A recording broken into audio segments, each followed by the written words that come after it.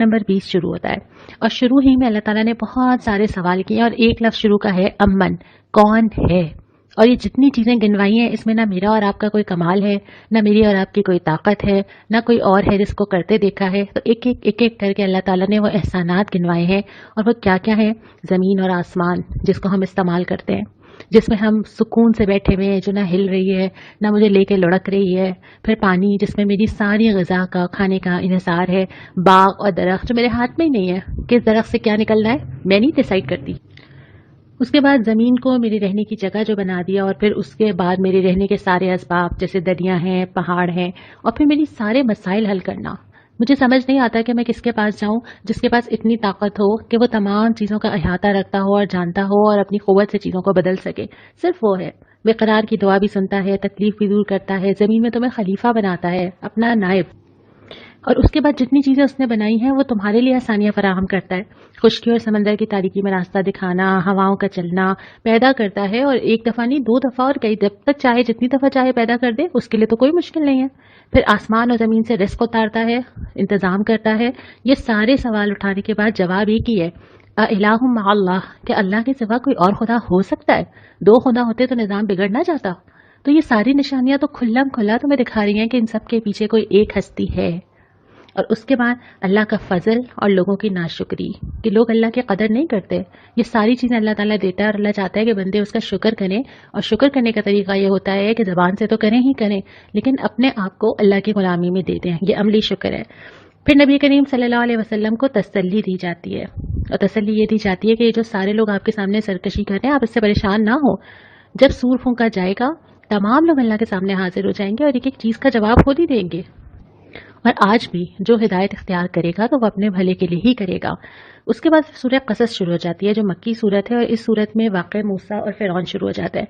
ये वाक़या हमने गरचे पहले तो पढ़ा है, लेकिन इस वाक़े को यहाँ पढ़ाने का मकसद ये है कि अल्लाह ताला नबी करीम सल्लल्लाहु अलैहि वसल्लम को जब उन हालात में तसल्ली दे रहे हैं जब बड़े बड़े ताकतवर लोग, बहुत ताकत रखने वाले, बहुत शान शौकत रखने वाले मुकाबले आके खड़े हो गए, तो अल्लाह ताला वो वाक़या सुना रहा है जिसमें हज़रत मूसा फ़िरौन के सामने जाके खड़े हो गए थे। और इस पूरे किस्से से जो सबक सिखाना मकसूद है वो ये कि कुफर अपनी चाल चलता है, अल्लाह अपनी चाल चलता है। अल्लाह की वो तदबीर है जो बज़ाहिर समझ नहीं आती, लेकिन बाद में अंदाज़ा होता है कि अल्लाह ताला कहाँ कहाँ से रास्ते निकालता है। और इसी किस्से में पहले तो अल्लाह ताला ने यह बताया कि अल्लाह का इरादा क्या था हज़रत मूसा के लिए। इरादा ये था कि उनको ज़मीन में वारिस बनाया जाएगा। ये अल्लाह की ज़मीन है और वारिस वो होता है जो उसको फिर बाद में संभाले और फिर ज़मीन में इक़्तिदार बख्शेगा ताकि ज़मीन पर अल्लाह की किबरियाई, अल्लाह की खुदाई, अल्लाह का निज़ाम कायम हो। और उसको फिर अल्लाह ताला ने कैसे पूरा किया कि अल्लाह ताला की वो तदबीर और वाक़यात गिनवाए गए हैं। पहले तो अल्लाह ताला ने हज़रत मूसा की परवरिश का जो इंतज़ाम किया, यानी फ़िरौन ने तो अपने तौर पे ये ऐलान कर दिया था ना कि तमाम लड़कों को कत्ल कर दिया जाए और लड़कियों को ज़िंदा छोड़ दिया जाए, और अपनी तौर पे बड़ी फूल प्रूफ प्लानिंग थी। और उसके बाद क्या हुआ कि अल्लाह ताला ने कैसे ख्याल डाला हज़रत मूसा की वालदा के जहन में और उन्होंने पानी में डाल दिया संदूक में रख के। लेकिन उसके बाद अल्लाह ताला ने उनकी आंखें भी ठंडी की। ऐसा नहीं हुआ कि वो परेशान नहीं, अल्लाह ताला ने परवरिश का इंतज़ाम यूँ किया कि रज़ात के लिए फिर उन्हीं से रब्ता किया गया और उन्होंने ही फिर हज़रत मूसा की रज़ात की। और उसके बाद फिर अल्लाह ताला ने फ़िरौन के घर में परवरिश का कैसे इंतज़ाम कर दिया, यानी वो जिसके लिए तमाम जगह कत्ले आम किया जा रहा था, जिस चीज़ से बचने के लिए, उसकी खुद ही परवरिश की। ये किसने किया? और फिर इसके बाद बताया कि हज़रत मूसा की जो ज़िंदगी थी, एक दफ़ा कत्ल ख़ता हुआ लेकिन कैसे तौबा की और अल्लाह ताला ने माफ़ किया। और उसके बाद फिर हज़रत मूसा को कार नबूवत दिया गया और फिर कार नबूवत के साथ साथ मौजज़ात भी दिए गए। और उसके बाद उनकी परेशानी भी बताई गई है कि उन्होंने कहा मैं कैसे करूँगा, मेरे भाई मुझसे बेहतर है। अल्लाह ताला ने कहा कि नहीं, हम आपके साथ हैं। और उसके बाद हज़रत मूसा निकलते हैं तो फिर फ़िरौन को चैलेंज करते हैं, फ़िरौन को चैलेंज करते हैं। और उसके बाद इस पूरी सूरत हाल में वहाँ से मदद मिलती है जहाँ से सोचा भी नहीं था, फ़िरौन के अपने दरबार से, उसके अपने बुलाए हुए जादूगरों से, यानी कि वहीं से फोर्स फराहम हो जाती है। वहाँ से तो कभी भी नहीं सोचा होगा। तो ये जो पूरा एक सीक्वेंस बनता है हालात का, इसमें अल्लाह ताला की मशीयत अलग ही काम कर रही थी। अगर आप इसको अलग अलग अलग डिवाइड करें तो बहुत मुश्किलात हैं ज़िंदगी में, लेकिन मजमूई तौर पे अल्लाह गैर महसूस तरीके से उनका इक़्तिदार के लिए रास्ता बना रहा था।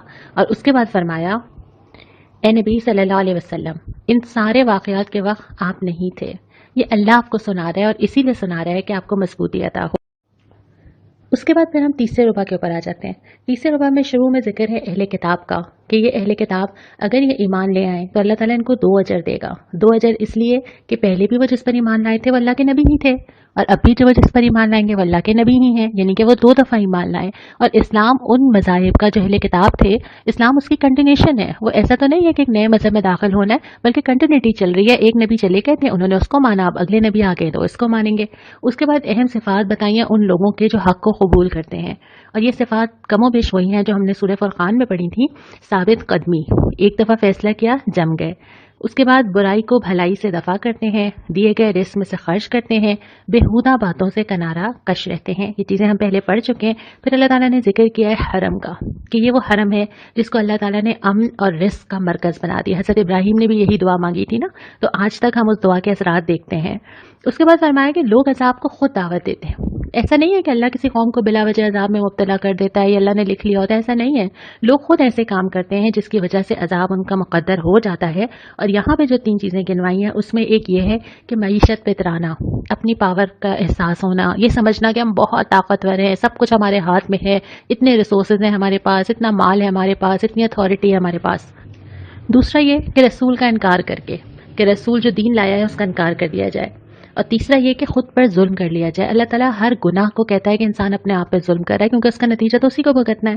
پھر فرمایا کہ جب قیامت کے دن سب کو پکارا جائے گا، ہر ایک کو بلا کے کہا جائے گا کہ تم نے اللہ کے ساتھ کیوں شریک کیا، تم نے رسولوں کو کیا جواب دیا. اور لوگ کچھ کہہ نہیں سکیں گے کیونکہ ان کو پتا ہوگا کہ وہ کیا کر کے آئے. اس کے بعد پھر رات اور دن کا ذکر کیا گیا. یہ 2 کنٹراسٹ ہے نا، اور اللہ تعالیٰ نے بہت ساری جگہ پہ اندھیرے کو یا رات کو یا کچھ نظر نہ آنے کو ضلالت کہا ہے، اور روشنی کو، نور کو ہدایت کہا ہے. تو یہاں پہ بھی ذکر ہے کہ یہ رات اور دن اللہ کی رحمت ہے. اور اس کے بعد فرمایا قارون کا ذکر. قارون ایک بہت طاقتور شخص، دنیا کے لحاظ سے بڑے سٹیٹس والا، بڑا ریسورسز والا، جس کو دیکھ کے لوگ کہیں کہ واہ ایسا ہونا چاہیے، ایسا بننا چاہیے، یہی تو ہم بننا چاہتے ہیں، یہی تو گولز ہیں ہمارے. لیکن اللہ تعالیٰ کے نزدیک وہ بڑائی نہیں تھی. اس کو بھی اپنے مال کا بہت گھمنڈ تھا. اس کو بھی یہ لگتا تھا کہ دنیا میں جو چاہے حاصل کر سکتا ہے. لیکن جب وقت آیا تو اس کا مال بھی اس کے کوئی کام نہیں آیا. تو یہاں پہ کہنے کا مقصد یہ ہے کہ اللہ کے نبی صلی اللہ علیہ وسلم سے بھی کہا جا رہا ہے کہ جو لوگ آپ کو بڑے نظر آ رہے ہیں اللہ کے نزدیک وہ بڑے نہیں ہیں.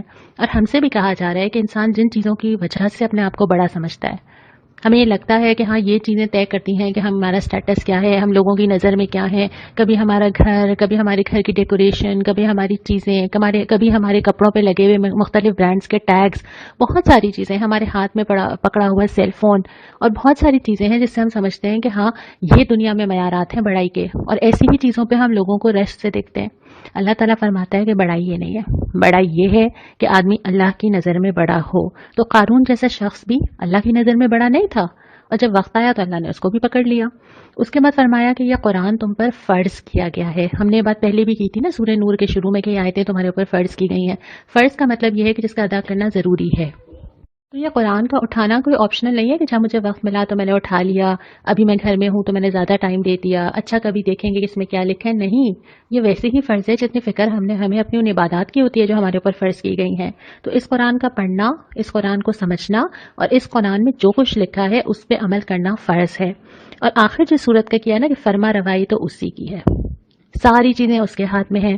اور اگر وہ تمہیں کہتا ہے کہ تم اس کی راہ میں آؤ تو یہ تمہارا فائدہ، اس کا فائدہ نہیں ہے. ہر چیز پر وہ قادر ہے. اور یہاں پہ اس سورت کا اختتام ہوتا ہے. اس کے بعد جب چوتھا ربع شروع ہوتا ہے تو سورہ عنکبوت جو کہ مکی سورت ہے وہ شروع ہوتی ہے. فرمایا یہ کہ کیا ان لوگوں نے یہ سمجھ لیا ہے کہ یہ چھوڑ دیے جائیں گے. بہت ہی ہلا دینے والی یہ آیت ہے. کیا ان لوگوں نے سمجھا ہے کہ اللہ آزمائے گا نہیں، اللہ دیکھے گا نہیں، اللہ چھانٹے گا نہیں؟ کہ آپ کو لگتا ہے ایسا ہو جائے گا؟ ہم سارے کے سارے لوگ، ہم ایک ساتھ جنت کا دروازہ کھلے گا اور سب ایک جیسی جنتوں میں داخل ہو جائیں گے؟ نہیں ہوگا ایسا. یہ کیسے ہو سکتا ہے؟ میں اپنی زندگی میں اپنے دوستوں کو چھانٹتی رہتی ہوں. مجھے پتا ہوتا ہے کہ مجھے کس سے ٹرمز رکھنے، کس سے نہیں رکھنے. بہت زیادہ فرینڈ سرکل ہے میرا، لیکن میں نے اس کے اندر بھی لوگوں کو کیٹیگرائز کیا ہوا ہے. کون کلوز ہے، کون نہیں ہے، کون مشکل میں کام آنے والا ہے، کون ایسا ہے کہ جس کے ساتھ صرف ملا جا سکتا ہے. تو اللہ کیوں نہیں کرے گا؟ اللہ بھی تو حالات لا کے یہی کام کرتا ہے نا، کہ اللہ دیکھتا ہے کہ اچھا اس میں اصلی والے کون سے ہیں. پھر فرمایا کہ جو مجاہدہ کرے گا، جدوجہد کرے گا، وہ اپنے بھلے کے لیے کرے گا. اور اس کے بعد والدین کی اطاعت کی حدود آ جاتی ہیں کہ والدین کی اطاعت کی جائے گی، لیکن اگر وہ شرک کا حکم دیں گے تو ان کی اطاعت نہیں کی جائے گی. پھر فرمایا کہ ہر شخص اپنے ساتھ ساتھ دوسروں کے بوجھ بھی اٹھائے گا.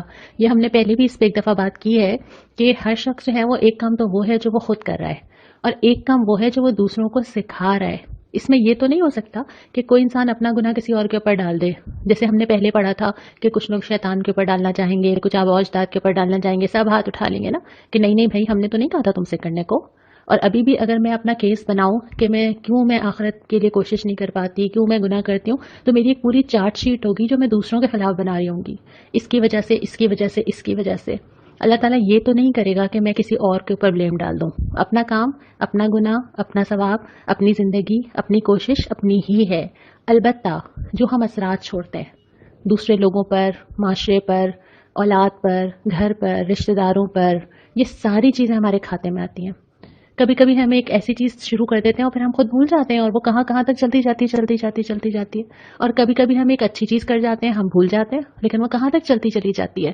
تو یہ جہاں تک اثرات جائیں گے, اس میں ایک چیز تو یہ ہے کہ آپ نے نیکی کی کوئی بات بتا دی اور وہ چلتی چلی گئی. ایک چیز یہ ہے کہ آپ نے کسی کی غیبت کر دی, کسی کی کوئی کمزوری آپ کے علم میں آئی اور آپ نے وہ آگے پہنچا دی, اور وہ کہیں سے کہیں چلتی جا رہی ہے. کسی کے بارے میں آپ نے کوئی بدگمانی کی, کسی کی کوئی عزت پہ کوئی بات آئی اور آپ نے وہ آگے پہنچا دی, تو وہ چیزیں تو چلتی چلی جائیں گی, ایک کان سے دوسرے کان چل رہی ہے. کسی کا گھر خراب ہو رہا ہے, کسی کے تعلقات خراب ہو رہے ہیں, خاندانوں میں وہ چلتی چلی جا رہی ہیں. ذمہ داری سب مل کر اٹھائیں گے. تو انسان جب قیامت کے دن پہنچے گا تو بہت بڑا خسارہ تو یہ ہوگا نا کہ اپنے ساتھ ساتھ کہاں سے نکل کے آ رہی ہوں گی چیزیں. کیونکہ مجھے تو نہیں یاد کہ میں نے پچھلے ہفتے, اس سے پچھلے مہینے اور اس سے پچھلے سال کیا کیا بول دیا, کیا کیا گزر گیا. اور جب وہ نکل کے آئے گا تو کہیں اور سے کوئی گٹھری ایسی نہ آ جائے جو کہ مجھے یاد بھی نہ ہو. اس کے بعد پھر فرمایا کہ تمام وہ قومیں جو بڑائی کے زوم میں تھی, بہت ساری قوموں کا ذکر آیا قرآن میں کہ وہ سبھی ہی سمجھتی تھیں کون پکڑے گا ہمیں, اتنی طاقت ہے ہمارے پاس, کوئی ہے. بلکہ یہ جسارت کرتی تھی کہ نبی سے کہتی تھی کہ لے آؤ نا عذاب, آ جائے. ہوا کیا پھر؟ کھنڈرات, آخرکار انجام. آج ہم عبرت سے ذکر کر رہے ہیں, نام و نشان نہیں ہے ان قوموں کا. اور اس کے بعد میں مثال دی ہے مکڑی کے گھر کی, کہ جو مکڑی کا گھر ہے انتہائی کمزور. ہم نے دیکھا ہے نا ہم سب نے کیسا ہوتا ہے, بہت آنے بانے ہوتے ہیں, بہت ڈیٹیلنگ ہوتی ہے, کتنا کمزور. تو یہ جو انسان جو گھر بناتا ہے نا ان لوگوں پہ, اللہ کے علاوہ کسی اور پہ بھروسہ کر کے انسان جو دنیا میں جگہ بناتا ہے, اس کی مثال اس مکڑی کے گھر کی جیسی ہے.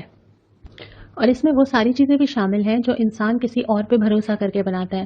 اللہ تعالیٰ جو نظام مجھے اور آپ کو دیتا ہے نا, ابھی تک ہم نے جتنا قرآن پڑھا, اس میں قانونی نظام بھی ہے, اس میں سیاسی نظام بھی ہے, اس میں سزائیں بھی ہیں, اس میں معاشرتی نظام بھی ہے, گھر کے اندر, گھر کے باہر, ریاست میں کیا کرنا ہے, ہر چیز اس میں آ رہی ہے. پھر اس میں آئلی نظام بھی ہے, خاندانوں کے اندر کیسے رہنا ہے, نکاح کیسے, طلاق کیسے, معاملات کیسے, خرچ کیسے. یہ ساری چیزیں جو اللہ تعالیٰ نے نازل کی ہیں, ان کے پیچھے اللہ تعالیٰ کا بہت زیادہ علم اور حکمت اور قدرت شامل ہے. اب جب انسان اس کو چھوڑ کے اپنی عقل کے مطابق فیصلے کرتا ہے, ایک تو یہ ہوتا ہے کہ وہ ہر تھوڑے دن بعد اس کو ریوائز کرتا ہے, کیونکہ لگتا ہے کہ اچھا یہ صحیح نہیں تھا, اچھا یہ فلسفہ غلط ثابت ہو گیا, اب کچھ اور کیا جائے. دوسری بات یہ کہ وہ ایک تارے عنکبوت کی طرح ہے, کیونکہ اس کی کوئی بیس ہی نہیں ہے. جیسے ایک مکڑی کے جالے کی کوئی بیس نہیں ہوتی نا, ذرا سا ہلا اور اکھڑ گیا.